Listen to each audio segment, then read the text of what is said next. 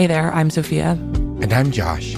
Welcome to the Nightly from Hatch, a slumber party for pop culture lovers. Sophia, how are you? It's so nice to see you. It's nice to see you too, Josh. I'm sleepy as we're wont to be in the pillow fort. I'm like, maybe I'm losing my voice a little bit because I was like yelling probably last night.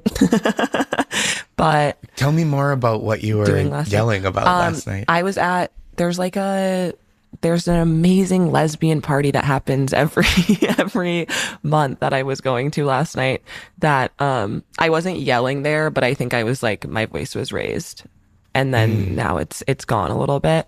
But yeah, it was, so that's what I was doing. It was fun. I was like, I got very socially overwhelmed. Oh, I understand. But I had an amazing time. Is it a lot of people there? It's a lot of people there. And I had one point where I was like, I'm running into so many people. And then I kind of got back to my friends and I was like, now I'm safe. Is how I felt. Oh, that's good. Wait, were you running into so many people that you knew that were like outside your friend group, or just like encountering new people and having to meet them over and over? The first thing, the people that I knew. Yeah. Oh, wow. Yeah.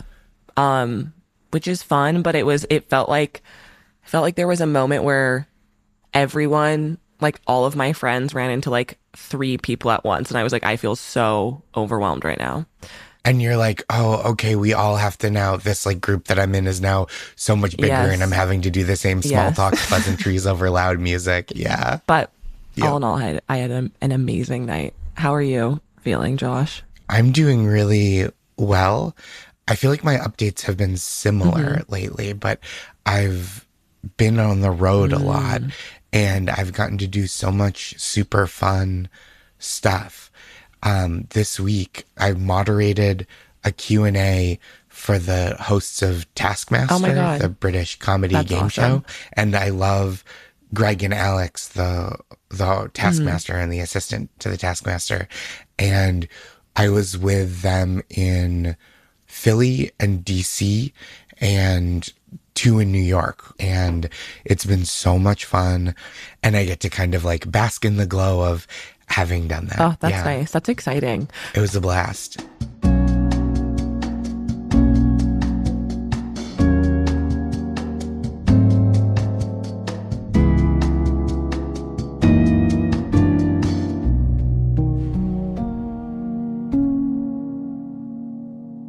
I do want to say, because it's outside of my own life, there has been a lot of very like the nightly type news. Oh, You know what I mean? Like a lot of big cultural Yeah, events yeah. recently Yeah. that we haven't taken much time to talk about. And we got a letter from an email. Nobody put pen to paper, licked a stamp. I don't even know if you lick stamps anymore. sealed with wax. Sealed with wax. Absolutely. Yeah. Sent by pigeon. Of course. They wanted to hear us talk about the IU Indiana University football win in the national championship, it was really exciting. It's a team that has not historically had a great football program, and their quarterback, Fernando Mendoza, is so talented and likable and enthusiastic. And so this was like a really fun, it's different than, the same 4 college football teams are competing for the Totally. championship. Was this story on your radar at all, Sophia? You know it wasn't. I assumed it wasn't. You know that it was helpful when you said what you stood for in IU, and I definitely don't know who University. Fernando. Right? Obviously I meant I, but that's amazing. I'm like, what does the U mean? I also don't know who Fernando Mendoza is, but I'm of course extremely excited for everyone who this is important to. I feel connected to you. I actually even feel excited for IU as well as the players, and in particular Fernando Mendoza. I love this. Wait, do you want to tell me your like relationship to this story?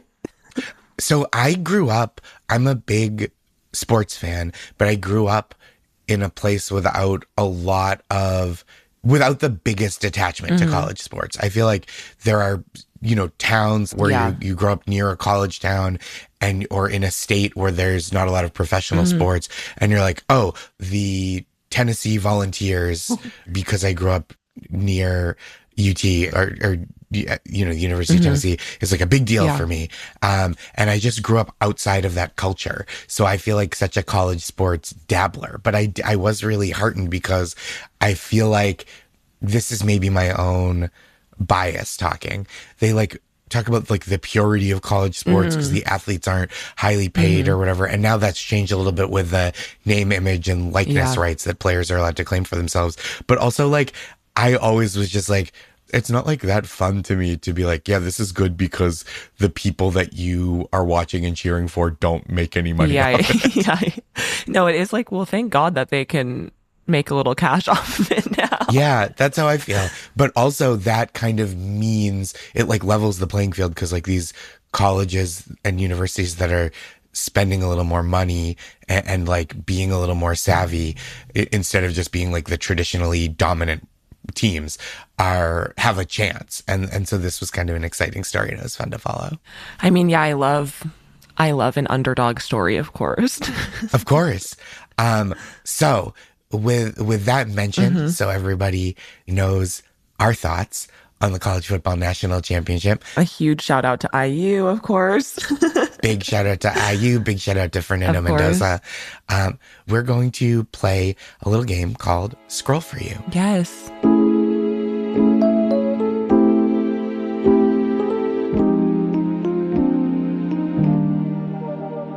Sophia, you usually lead this. You usually walk me through what's been on your timeline. I know. For the week. I tell you the things that have come across my desk, but today you're going to tell me the things that have come across your desk. We're flipping it, and I'm going to tell you what I've been seeing. This is a perfect day for this because I've been seeing so much stuff on my timeline that I have only seen like the contours of these stories, and I've had to do a little research. Okay, I'm really excited. I've been traveling so much and I would just see this and be like, I don't have time for this.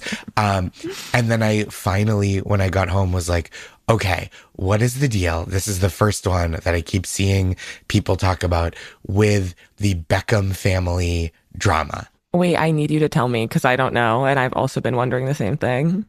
Okay. I'm excited. I thought maybe you would be in the loop on this. Let me help you and any listeners that are out there. So Brooklyn Beckham is the son of David Beckham, the soccer or football, if you will, star, and Victoria Beckham, his wife, aka Posh Spice. Okay. Right? Was she Posh Spice? She was. Yeah, Posh she was. She was posh. And she still is posh. Of course. So Brooklyn Beckham and his wife, Nicola Peltz, are in a feud with David and Victoria Beckham. It seems like part of the inciting incident here, what kicked this off, it centered around their wedding, which was a few years ago. And Nicola Peltz was supposed to wear a gown designed by Victoria Beckham. And then late in the game, that switched up and she wore a gown from a different designer, which seems like it started a lot of family tension. Yes. I remember when the wedding happened that there was like this stuff and I like kind of heard about it, but I have since like now that there's like a new wave of like information or whatever, that is what I don't know about, but it's fine. I didn't remember the part that Victoria Beckham designed the dress. I didn't even know she like did that. I also didn't know she did wedding dresses. But this was a big thing where she didn't wear the dress. And then there's been conflicting reports over whose fault that was. Like, I think of course from the parents' side, they're saying, oh, she was supposed to wear this dress, and then she bailed on us. And then from the other side, from Brooklyn and Nicola, they're saying, oh no, the dress wasn't ready. She said at the last minute she didn't have the dress that they promised. So that obviously wedding dress stuff really causes tension. Of course. Wedding stuff in general really causes tension. Of course. Like every little thing is so magnified. Yeah. And the other big story to come out of the wedding was that when they were getting ready for like their first dance as a couple, instead of a romantic dance between husband and wife, apparently Victoria Beckham danced very sensually with her son. Okay, this is what I saw. Is that mean more like she danced inappropriately? Yeah, which is so funny to me. And like, I know.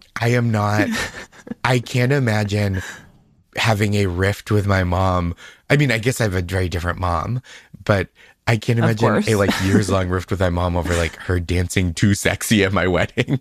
I know. And I'm like, wait, what does that mean? Like, Yeah. I get, okay, because they're saying she danced too sexy while they were dancing Yeah. together, her and her Yeah. son. So I'm like, what does that mean?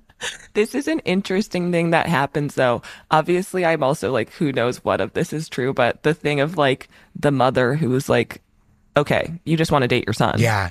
Totally. For sure. That's your little Yep. boyfriend. And now you're upset that he's getting Yeah. married, and we need to work through that. And it seems like there's been a lot of other like broader family forces kind of pushing on this. Like Brooklyn Beckham has said that the Beckham family brand feels more important to his parents than being a family. So like just, you know, signing over his name rights and likeness rights or whatever for business purposes, and like not getting to spend a lot of quality time with his parents because they, Totally. you know, they're such big social figures and celebrity figures. And so this kind of bubbled up this week with them really speaking out about it, what they felt was going on. So this came directly from Nicole. It's Nicola. Yeah, Nicola.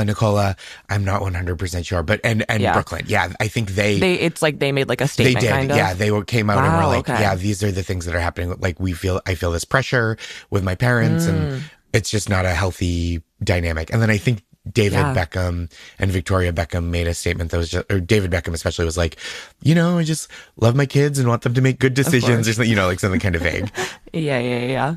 Okay, thank you for teaching me about that. I really have been truly curious. This was all over my timeline because this happens a lot. Just the idea of people tweeting like, wow, this Beckham family story is really a mess. Like, Yeah. whoa, eyes emoji, Beckham's, but nobody explaining the story on Explaining, my yeah, timeline. yeah. And I had to like really get deep and go to the primary sources. I feel like that's what was happening to me on TikTok because I was seeing people like make jokes in reference to it, Yep. but I didn't understand actually what was going on. Yeah, So I'm really glad to know. same. Sophia, now that you know the ins and outs of this conflict, have you picked sides? I don't know. That's a good question. Okay, so the way that I feel is that I'm probably I'm leaning on towards the side of Brooklyn and Nicola, just because I feel like when I first heard about the wedding and the drama, it is like such a classic thing for people to get like married into a family or whatever, and then the family is all crazy at the wedding and is not really like happy that you're there. And I feel like maybe, I don't remember where I was like listening to this, but it felt like maybe the Beckhams wanted to kind of like absorb Nicola into the family and not have her like, just like have her like do whatever they wanted. I think with like the dress thing or whatever, like designing a dress Yeah. for her.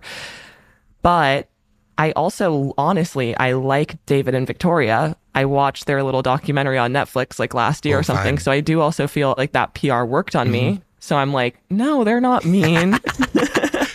So I'm having a hard time really picking sides. But do you have an opinion? It's tough because I do think the dress conflict does sound stressful, and I bet it is its own kind of stress to be Yeah.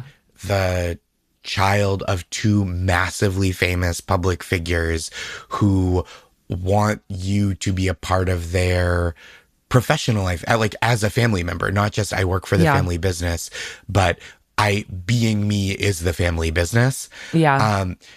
But that said, I mean, you could get a different job then. You Yeah. know what I mean? Yeah. So it is. Yes, totally. I do feel like the Beckham parents seem like they've been a little much. Yeah. I mean, the thought of your soon to be mother-in-law wanting to design your wedding dress and having to navigate how to like not Yeah. do that. Yes. It sounds so stressful and so bad and scary. Or both ways, right? If it's Nicola Peltz, now Nicola Peltz Beckham, saying like, oh sure, mom, like design that dress, whatever, like that's Yeah. a pain. Or if it's Victoria Beckham not delivering on the kind of dress that they had talked about or whatever. Either Yeah. way, I'm like, or somewhere in the middle, I can see that all being really stressful and putting a strain Yeah. on a family relationship, and especially like a Hmm. new family relationship. Yes. Well, maybe we'll have more information Yeah. and that'll help me really lock in whose side I'm taking. We'll keep monitoring this story, and we will take a side because that is important that we do that. It is important.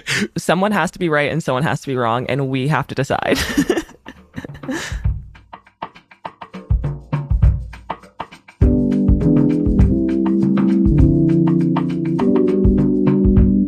I have one other story. I wonder if you will feel the same way as I did. I was seeing so many posts about the drama surrounding the Glambot guy. Oh, okay. This I also don't know the full story of the JLo thing, though. Yes, but it's more than the Okay. JLo thing. Okay. Okay. I saw. Should I tell you what I know? Yes, please. I saw the clip of JLo with the Glambot guy, and I guess maybe things have changed since what I saw, but people were upset with JLo because she like, I guess wasn't like effusive enough or something. Did you watch the video? I haven't seen the video. I've been doing a lot of reading about it. Okay. Because the subsequent drama has eclipsed the JLo part, I think. The subsequent drama has eclipsed the JLo Good to know. situation. Yeah. So there was, this is from the Golden Globes a couple weeks ago, where Yeah. JLo was taking a photo with the Glambot camera. It's this like super fancy camera setup that's like Yeah. very slow motion, and It like moves around Yeah. you, and the celebrities do a pose, and it's fast, and then it switches to slow motion. And it's for, they use it a lot on red carpets. And this guy, Cole Yes. Walliser, who is not the inventor of the Glambot camera, I've heard, but has been Of its course. director, has worked on red carpets with this for a while. And Yeah. so he was taking photos and video on the red carpet of the Golden Globes. And JLo was very businesslike. She did it, and she wasn't Yeah. like, it wasn't super chatty about it. It was just like, oh, this is one of the stops on the red carpet. Yeah, I mean, that's the thing is like she's walking down doing probably like 1 billion little like junkets where I'm like, yeah, she's just like saying hi and doing her business. I didn't find it to be offensive. Totally. And he said, he made a video, Cole Walliser, the Glambot guy, Oh, said, hey, I don't take any offense at this. Like, Okay, some okay. people are really chatty when they do this, but like, she's at work. And so I'm not going to expect her to be overly friendly or have extra time for me among this like workday that, you know, amidst this workday that she is in the middle of. And I don't think that caused any additional drama. But then a woman named Yinka Animashan, excuse my pronunciation, okay. had emailed him about bringing the Glambot to her wedding. Oh, okay. And so this was where it really blew up, I think, further. Okay. She emailed him and was like, hey, I would love to book you and the Glambot for the wedding. And he basically was like, look, this is really expensive. I don't know if you can afford it. I mean, that's my first question as well. Right. But he wasn't like, But- here's how much it costs. He was just like, it's pretty expensive. And she was like, yeah, I figured. Like, basically emailed back Well, and was yeah. like, I figured because it's at the Oscars, this is a big ticket item. Yeah. But like, I have money to pay for services. I know. I am like the person who's seriously inquiring about that has enough money to pay for the Glambot, but I am like, damn, how much is the Glambot? Great question. He said, I don't see how you could be confident that you can afford it because I didn't say how much it was. And it, you know, it could be between $10,000 and $1 million. He said that? Yeah. Okay, well, it's not $1 million. First of all, it's not $10,000 and it's not $1 million, Yes. and we all know Yes. that. It's like that's probably a really rich person who's like, I have an idea of how much this could be. Do you have a guess of how much it is? It is between 10,000 and 1 million. I'll give you that hint. I honestly think it could be $200,000. You are in the right ballpark. He quoted her Thank God. $300,000 for Feels so good to be right. a crew. You were right there. A crew of about 15 people and all the equipment and drop off and pick up and time. So he said $300,000. Oh my God, that is so crazy. Yeah. I mean, that is like what I would picture it being in terms of like what the Oscars would pay for it or even like Right. more or whatever. But it is like the thought of like paying that guy $300,000 to do that at your wedding is like so And insane, obviously. and so people are now like on this guy's butt being like, dude, you're just some guy. Like this is Yeah. someone wanted to like book a piece of equipment and someone to operate it. You're not like the Greta Gerwig of Glambot. Like slow down. Relax. I know. I mean, that's the other question too, is I'm like, aren't there other people who do the same thing? I think so. And people are kind of questioning like, is this guy even needed? Like, can someone else operate the I Glambot? know. Like, are there other comparable camera systems that you could book? But yeah, I think the Jennifer Lopez thing kind of triggered this woman who had tried to book the Glambot in the past to Yeah. speak out, and that has like brought an Yeah. avalanche down on this guy. Oh my God, that's crazy. It's just unprofessional to respond like that, It's obviously. It's so so funny. crazy. Yeah, Especially like, it's just so interesting where it's like, obviously he's not like a celebrity, but I'm like, you're like a public, like a front right, facing right, right, person who right. like people know what you look Yeah, like and like know who you are. And it's like, people are dying to expose I know. anyone that they can. I know. You got to be careful. Totally. And it's like he's also, it seems like he is not of a stature where people feel compelled to like, if he's rude, No, keep it under wraps. You know, like nobody's no. like, the Glambot guy is going to crush me. He'll bury me if I say this. No, no, no, not at all. And or like it's also the he's in this like another kind of precarious situation where it's like people know who you are and know what you look like, but it's not like they're like your fans. Yeah. They're like watching because they like the celebrities that you're Right. glam Yeah. botifying or whatever. They're not gonna necessarily be like defend you or even Yep. stand beside you. 100%. Oh wow. So those are the two dramas that I'd been kind of seeing people nibbling at the edges of, and I had to get into it. And I'm so glad that I was able to be helpful to you translating this drama. Me too. I'm so, so glad. Those really were two things that I was extremely curious about, but hadn't looked into yet. So I'm happy to get the full Wow. story. Well, I'm very satisfied